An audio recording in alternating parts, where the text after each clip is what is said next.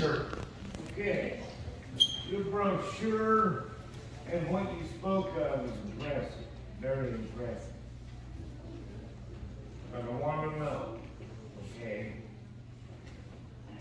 will you give all of us your word that you will not give in to the greed of money and control of the American people? Will you give us that word? Absolutely. Okay, too cool. Absolutely. I will die fighting for your rights. If I put a big target on my back, so be it. I will die fighting for your rights. I will not. I have never been about money. I have never, ever been about money. I just never have.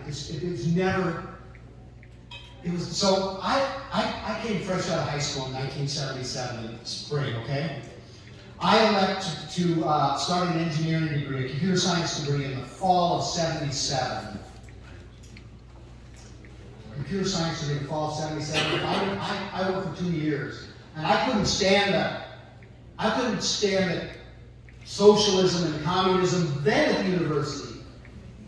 And I wanted to walk with God more than I could have finished that degree, and I would have been on. I would have been on a nice train ride with lots of money. I wasn't in it. I quit that job. I married my girlfriend at the time, who had a little boy. I am now a young man, 20 years old, no trade, no degree. I quit that job. I married my girlfriend, and we moved out to a little Fall City, Nebraska, because my dad quit his job and wanted to start a church. And he wanted me to help him. I think it was the craziest thing ever, looking back, for my dad to do that. He really wasn't prepared for it. But I wanted to walk with God. So I spent 4 years working in a packing house. I did 6 months of construction immediately after getting married and moving to Fall City. And then I found out I could go down to the packing house right across the river from Brownville and Missouri Beef Packers at the time. And I worked there for 4 years, and it was hellish work. I worked on the kill floor. After 6 months of doing another job that didn't require a knife, they threw me into the blood pit, handed me knives that I had no idea how to keep sharp, and they told me I had to start sticking these. Okay, this is fresh off the knocking pit, so the cattle are running to the knocking pit. Boom! They drop, they shackle them, they roll them, they set it on the line, they roll in the blood pit, and it's my job to stick that knife in underneath the chin and run it up to the breast and go in and and now blood everywhere. And then I'm supposed to spin it around and stick the knife in and go ear to ear. So the head stinger can just come after me and just I had to do, when I started that job, I was required to do 160 head an hour. When I finally got enough seniority to bid out of that crazy blood pit, where you were standing in blood up to halfway up your shin, and a covered in blood, and the most hellish part of the job was in the wintertime, when you've got all these hides that are thick and hairy and muddy and icy, and then you get these moleskins and you got to go all the way down here. And my wrist would hurt so bad from that I would lay it in my lap and steer and shift on my 30-mile drive home. But I never, ever gave in. I never said, oh, I need help, I can't do the job anymore. I showed up every day to do the job. By the time I got enough seniority to get out of that blood pit, I was sticking 200 head an hour for 10 hours a day. So I know what it means to work hard. Money doesn't interest me. All that ever interested me was having enough to feed my family. From that job, I moved to Tulsa, Oklahoma, where I went to work for a ministry for 7 years, a church organization, worked there. And then I came back to Nebraska, and my older brother or not my older brother, one of my brothers, my younger brother, I'm the oldest of 7, worked for the fire department. He's about to travel with the fire department. So that's what I did for the next 27 years, along with working a roofing job on the side, because Back then, it pays really great right now in the fire department, but back then when we started, it was like $5 an hour. And I had a wife and 4 kids to support. My wife never worked outside the home. So, money just never interested me. So I will not sell out. I will not sell you out. I like the way you talk with God. Yeah. So I like what Paul said. Herein do I exercise myself to have a conscience void of offense for God and man. I have been through the ringer with God. So when I was in my 20s working for that ministry down in Tulsa, Oklahoma, I needed some answers because things weren't everything they should be. So I launched into a fast. And I wasn't going to stop that fast until I got some answers. So guess how long I went? 24 days without eating. I started at 155, I'm 170, between 178 now. I started at 155 and I was 125 by the time I ended. But all I wanted was God. And God met me. And that changed my life. So I don't need any, I knew from that point on that if I ever needed anything more in my life, I only needed more of Him.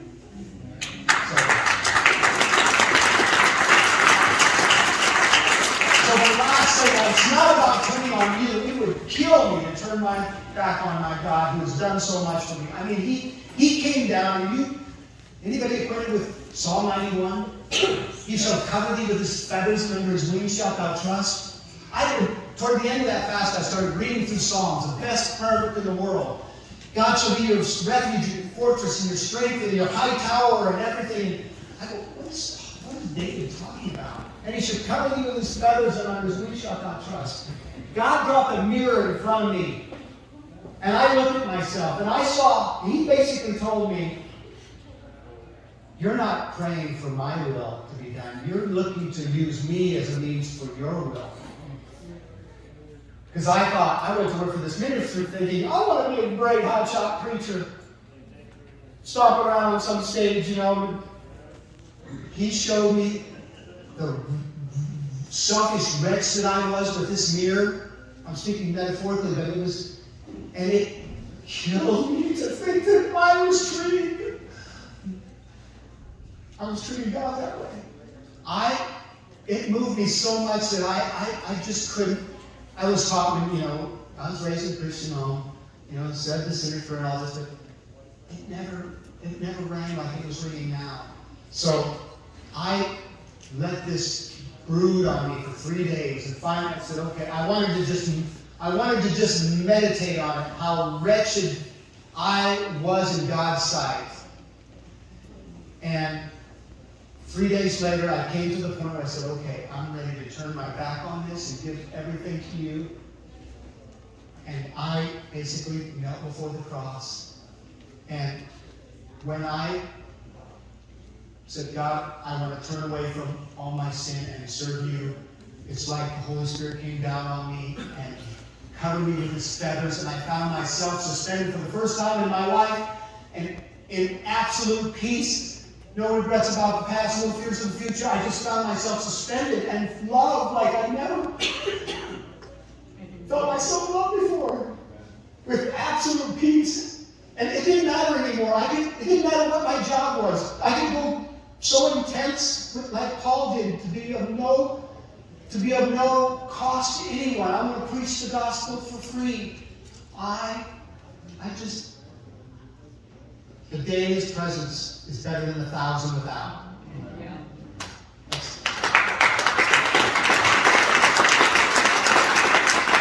The day in His presence is better than 1,000 without in the tents of ease. And you know what the tents of ease, the tents of wickedness. So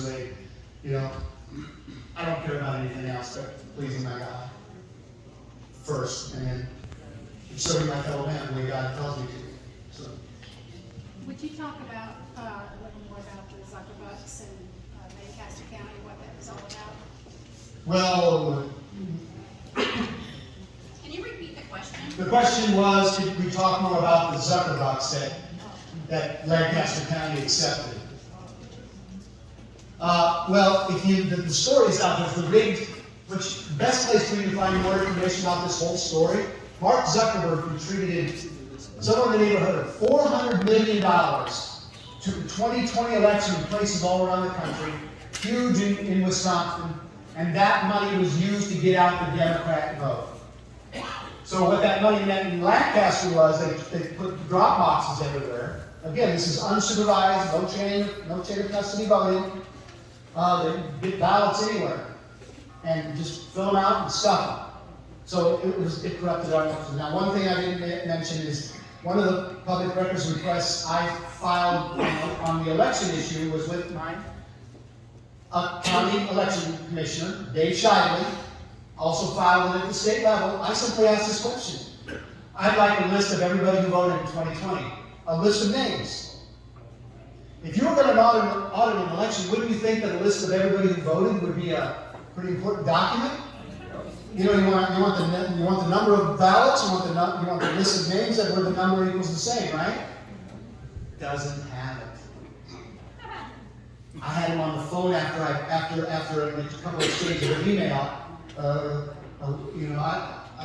was never told him to make this list. I don't have it, and I talked to the secretary's office, and they don't have it either. And he was all nervous. Okay, well, we know what's going on here. You guys don't care about us.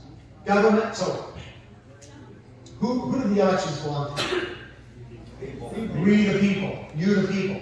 You do not belong to government. Government has a vested interest in staying in power. So if you get into the government, guess what? The government's going to keep electing themselves. All right, so that's why they don't want to be transparent. The current secretary refuses to be transparent about our election process. He refuses to let you look at the hardware and the software of those machines. Like I said, he signed off on unsupervised voting. He doesn't care about your rights. He cares about himself. And hopefully, he doesn't get reelected. The definition of insanity is giving an ineffective, corrupt, weak, lazy politician a second term and expecting different results. I call him low energy because he is. You mentioned you want to get rid of those machines. I grew up in Lincoln. I can't imagine, how are you going to get the voting done in a timely manner with those machines? Good question. The question is, if we get rid of the machines, how do we get the election done in a timely manner? So first of all, if we return our elections, the ownership of our elections, back to the county, to the people of the county. We pull the voter registration rolls to the county. We bring them off. Right now, the whole state is online, and that's easily hackable. So we pull them offline, give those rolls to the county, and we tell the county, we solicit help from county residents who have a vested interest in seeing a secure election. We help ask them, since we don't have voter ID, and I only want to address issues that I have control over. So this is the workaround if we can't get voter ID through the legislature, is we ask our county residents to vet the voter registration roll for the county. And we can break this down to the precinct level. You look at this list, here's the list for your precinct, and you look and make sure that we don't have anybody on this list that died, or that moved, or that's an undocumented person. We don't want these people on our rolls. We don't want them voting. The people we want voting are American citizens who are county residents who are registered voters. Okay, very simple. So what we do then is we conduct the election at the county, at the precinct level, right? And we conduct the count at the precinct level. So we don't have precincts that are very, our precincts are too large for this. So what we do is we conduct the count manually at the precinct level under high definition, live streamed archivable video. That way, we invite people in to watch in person. Anybody who can't make it to watch in person, they watch live. We use currency-grade, counterfeit-proof ballots that are serialized so that you have a unique identity to a given ballot that only you know about. And then we run these ballots past a number of eyes and hands, and we simply tabulate by hand. It's not hard. We did this. We used to, yes. So we're going to have this all done in 24 hours. The election results then get passed, the precinct tallies get passed up to the county level, they're certified, the county's conducted, results are gotten, certified, and passed up to the county, and then the county tallies the precincts. And that's also done under videos, so everybody can watch. We want absolute transparency. We want you to see every step of the process and know, we're all gonna know. It doesn't matter whether, this is not Democrat, Republican. Republicans are cheating as much as Democrats here. Rhinos and, the establishment. So, this is our appeal to our men on the other side, men and women on the other side of the aisle. How can anybody argue against transparency? We all want the truth here in our elections. So we don't care if the Democrat gets elected as long as it really happened. So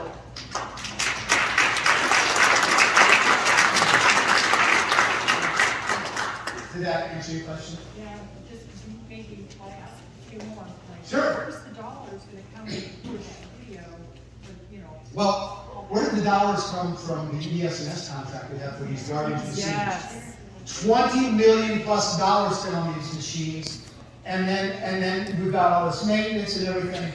A couple high-def cameras. Okay, we're going to put one in every precinct, but Does Florida use machines?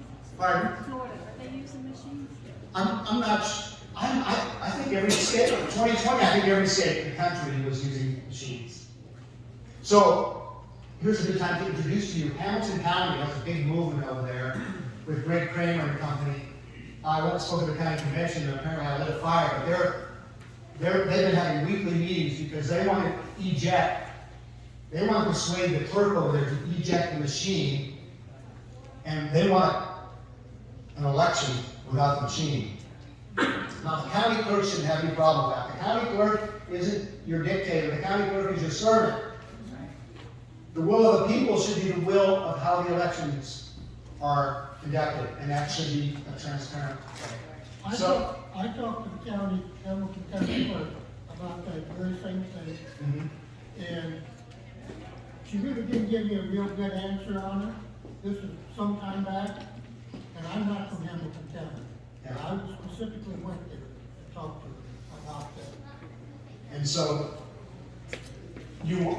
what did you ask her? I said, how are you doing it? Because it came in front of the county board to go all mail-in ballot, Yeah. and they turned it down. I think there were 2 townships in Hamilton County that are doing mail-in